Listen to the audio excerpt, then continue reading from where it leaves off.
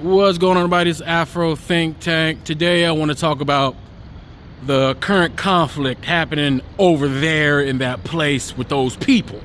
You already know. When it comes to that place over there with those people, that's real sensitive. So I have to be careful. That's me being real. Because y'all know how sensitive of a topic it is to talk about them people over there, them folks.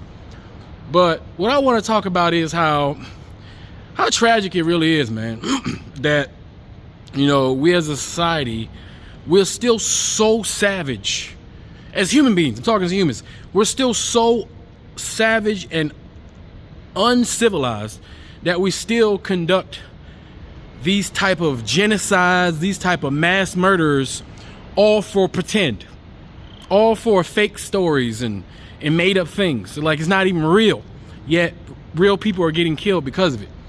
Right? And you know, the Hamas, I can say Hamas, you know, doing what they did. You see what's so bad is doing what they did. I understand the occupation, you know, because that's what it is. You know, it's one of the places where them Europeans have colonized, played pretend like they're somebody else, stole somebody else's culture, and they're just gonna, you know, they'll kill to maintain their fantasy. Right? Same thing in South Africa, same thing in Australia, same things in Tanzania. They killed everybody in Tasmania. I mean, Hawaii. I mean, every place you go, every place they go, those envelopes, they bring death and destruction. You know, right? But the thing is, what Hamas did, they knew that this wasn't going to do nothing but cause a bunch of death and destruction.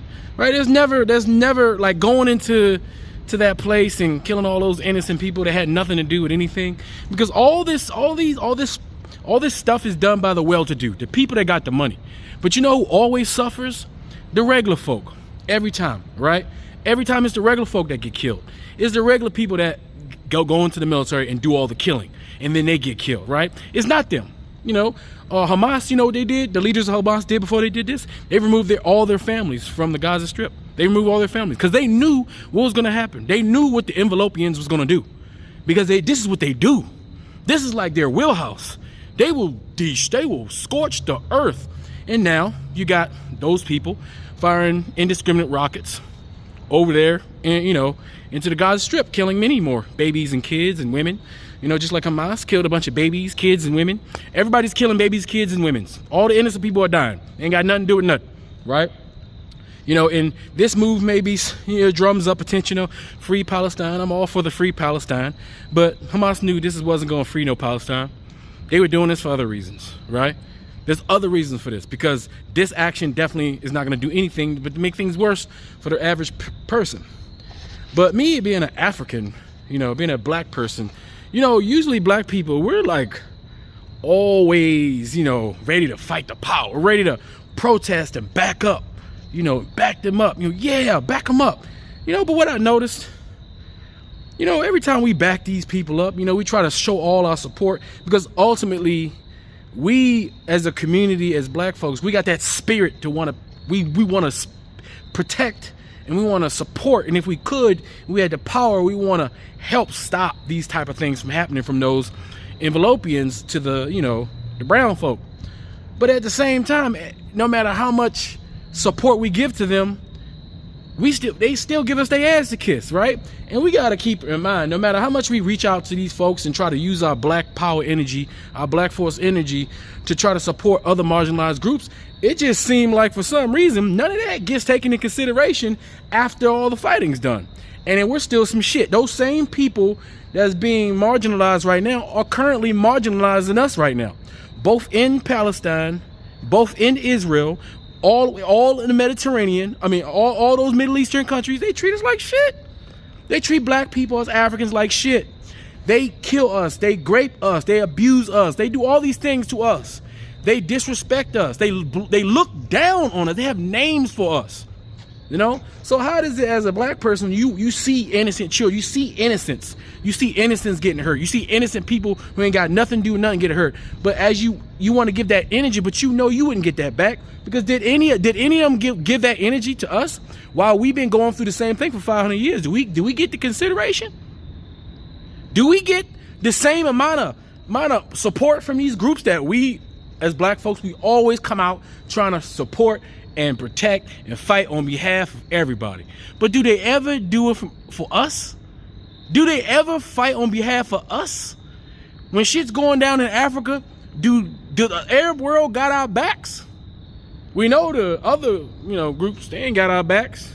They try to take advantages. But I mean, in America, they had our backs. But they're not the same. All right, they're the same, but they're not the same. They had our backs at a point. It's political. Most of the times they have our back. But it's like, yo, don't you get tired as a black person just being like, yeah, man, America's messing up South America, Central America, man. Those people need to be free and liberated economically from all the American sanctions. Just to hear those same people call us the N-word, we ain't shit, we lazy, and they're gonna replace us and this and that and all sorts of dumb. That's what we get back. We say, oh, support, free Palestine, da da da. We're all on their side because we see what's happening. We recognize that, right? We recognize that. But what do we get afterwards? You nigga, you dog, you this, you that. You ain't shit. You're subpar. You're subhuman. You're not a real Muslim. For my black Muslims that supporting those Muslims, you're not a real Muslim. This and that. It's just amazed me how the people that are getting marginalized, discriminated against, subjugated, who have to deal with apartheid and all sorts of bad, lewd, horrible, terrible, inhuman behavior by the very same people that's done it to us historically for the longest. For some reason, they still feel the need to turn around on us and remind us that they believe that we ain't shit. So why should we even care? Right? As a human, you care, but why should we care? Why should we care? What dog do we got in that fight? What dog do we have in that fight? Did you know that most of those people who live in that place that's playing pretend, most of them are Polish, Ukrainian, Russian, Lithuanian. These are Europeans from Eastern Europe that was brought to this place by America and the British. These people are not the original inhabitants of that place.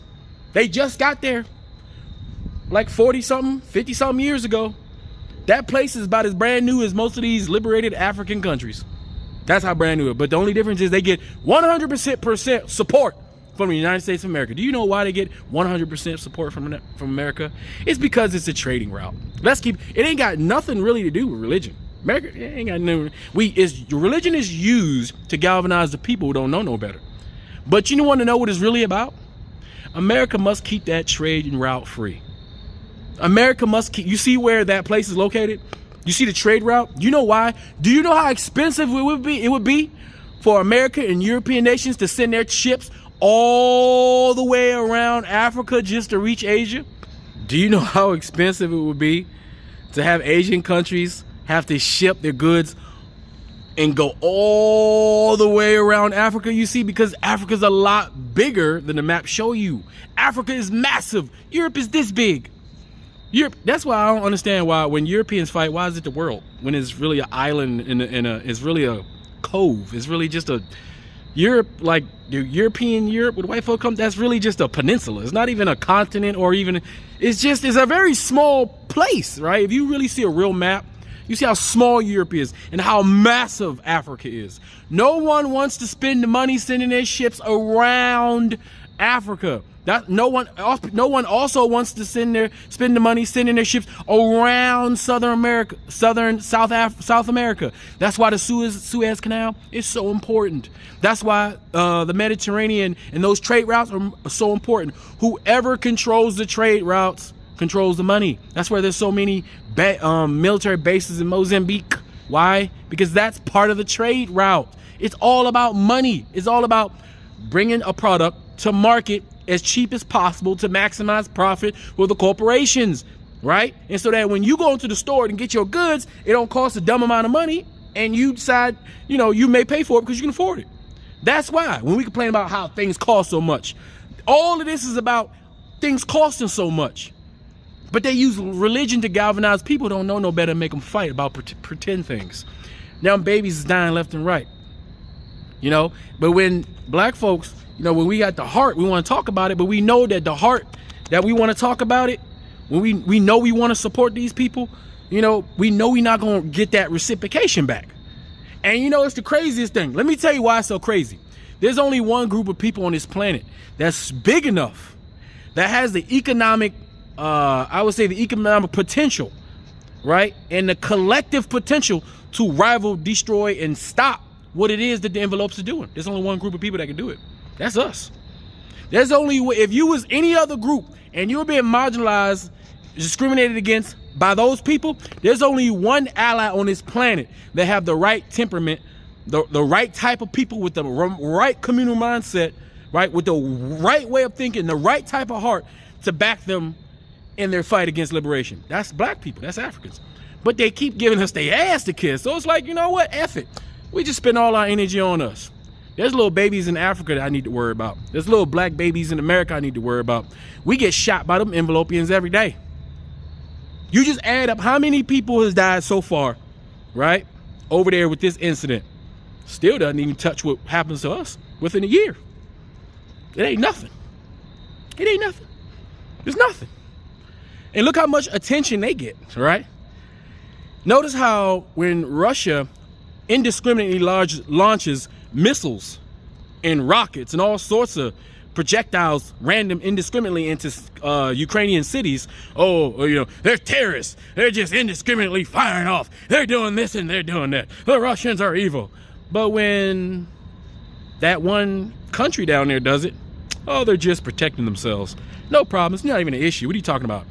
We're not just launching rockets indiscriminately in a town that has 2 million people in it, a small place, very dense population of people. We're just lobbing rockets left and right in there, F it if we knock down a building that got hundreds of people in it. F it. Yeah, what is that? That's nothing. But when Russia does it, oh my God, axis of evil. It's like, and this is the age of information. Everybody knows the bullshit. Nobody believes what the people say on TV.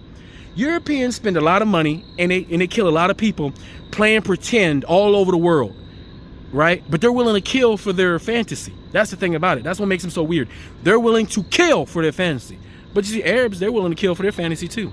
So we got two groups of people who have historically marginalized us. Whenever we whenever we opened our arms to them, they've always smacked our arms away and told us to kiss their ass. Now they're fighting each other. We ain't got no dog in the fight. But I just feel bad as a human for all the innocent people that's gonna die, all the innocent people that's dying now on both sides. Because none of them people on the Israeli side or the Palestinian side deserve this. They don't deserve this. But it's the powers that be. It's always the powers that be who ain't never gonna do the fight. None of their families ever gonna get in the fight. They ain't gotta worry about nothing in their cushy houses and palaces while they let all the regular folk who are already struggling, right? Let them kill each other and murder each other all day long until one of these guys decide, okay, I'm gonna play this card now. It's ridiculous, but that's how the world is. And you know what? I'm starting to think that African people, we're the most advanced human beings on this planet. If you think about it, we're the most advanced human beings on the planet because we've been here long, we've been doing it long. We know how to live in peace. You see, to live in peace and have a communal mindset and to work together, that's advancement. Now, we have regressed because we've been attacked by the viruses that exist in this world.